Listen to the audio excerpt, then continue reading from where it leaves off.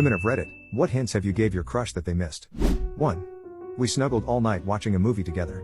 Then, when he went to leave, I tried to kiss him goodbye, but he rejected it and drove away. Dejected, I went back to my room to sulk.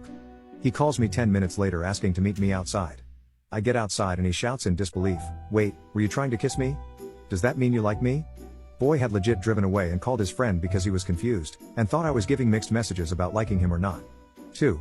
I bartended and I waved the tab of a regular, and when I told him his drinks were on me, he made the joke, "I bet you say that to all the pretty girls." I said, "Drinks are only waived for hot people the bartender has a crush on," and he looked so confused and said he was honored to be the exception to that rule. 3. My mother-in-law met my father-in-law when they both worked at a pizza place as teenagers. She was really into him, so she'd go in on her nights off to help slice tomatoes and onions, and dropped hints to him for months, but he never picked up on any of it. One night she'd brought Hershey Kisses and went to put them in the cooler, and asked if he'd like his kisses cold.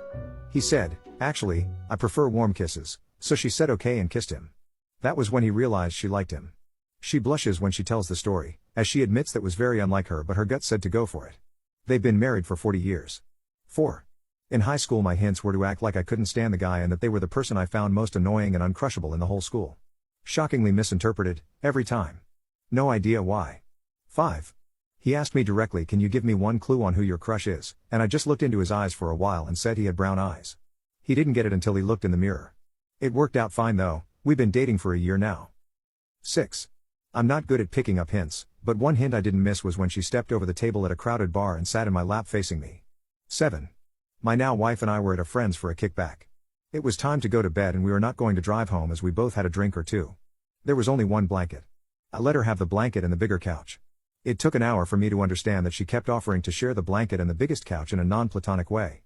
I kept saying it was fine and I was comfortable where I was.